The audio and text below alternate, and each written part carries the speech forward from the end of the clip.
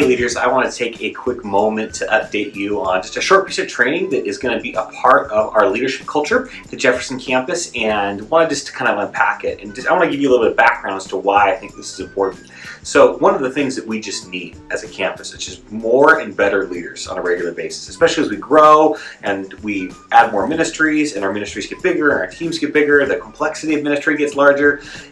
We just need better and more leaders. And that's why I appreciate you for taking time to invest in your leadership and get better.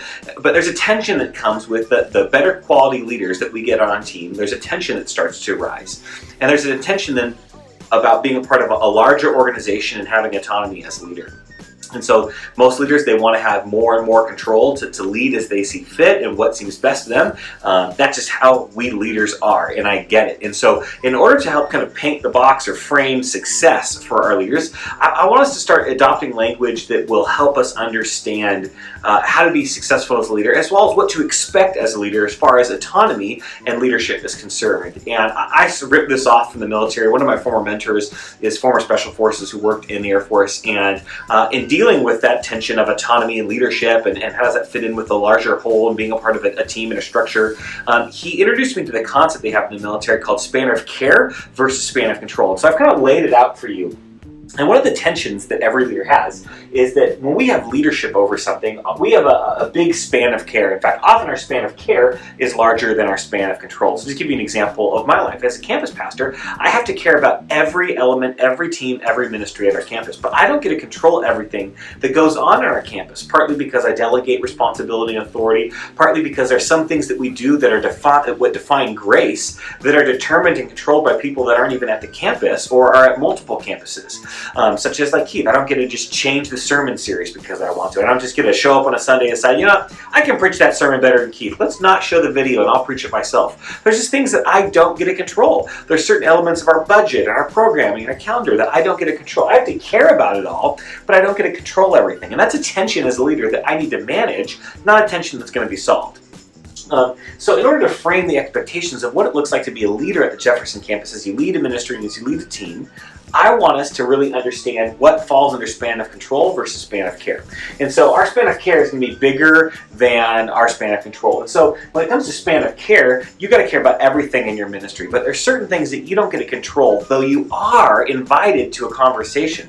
So if there is something that's not working or a frustration or an idea you have to make it better, you have the freedom to bring that to my attention, to initiate a conversation, and potentially be invited to a conversation with the bigger picture of grace. And some of those things include like the culture and DNA of our volunteers and of our team and of our church. Any grace systems and tools that we have. I don't have control over those, though I care about them. And you don't have control over those, but you care about them. You're invited into a conversation about those things.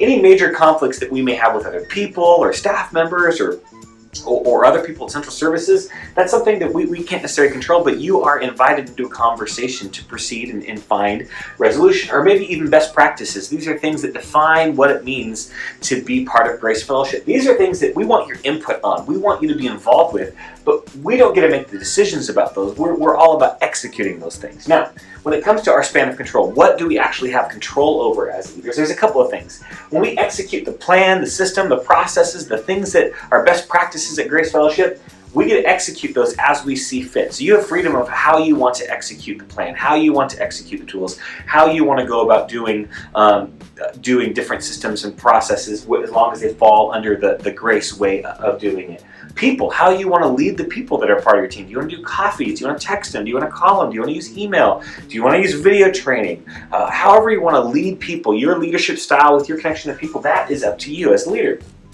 Problem solving. When there's an issue on Sunday morning, you should be empowered to try to figure out how to solve it on your own and not be paralyzed and wait for myself or someone else to solve it. You should have the freedom to be able to solve problems and try to lean into that process. Recruiting, how you want to recruit people and who you want to recruit.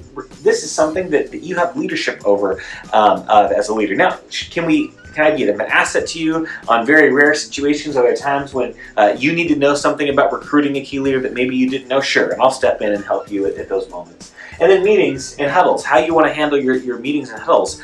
You have the freedom and the leadership to control that process and what that looks like. So hopefully this is helpful to you, and maybe it puts language to pinch points you've ever felt before as a leader, where you recognize that you care about more than you control, and that is part of leadership. That's part of what we deal with as leaders. That's an okay thing, and feeling that tension point doesn't mean you're failing or the organization's failing. It's just a process of being a leader. And hopefully, as you have questions, it gives us language to talk about, hey, Jeremy, is this a span of care or a span of control thing? If I want to make a change or I want to do something, does that fall under my control or my care as a ministry leader? And if it's under your care, we can have a conversation. We can lead up in the organization to see if we can't implement it. But if it's span of control, you have the complete freedom you need to pull it off and execute it. Thank you so much for being a leader. Hopefully this is helpful in providing language and context to how to be a better leader at Grace Fellowship. And as we proceed and get better in ministry, as we add more complexity and larger teams and more people, we are better prepared to serve and lead people and point them to a Jesus-centered life. Thanks for being a leader. Talk to you soon. Bye.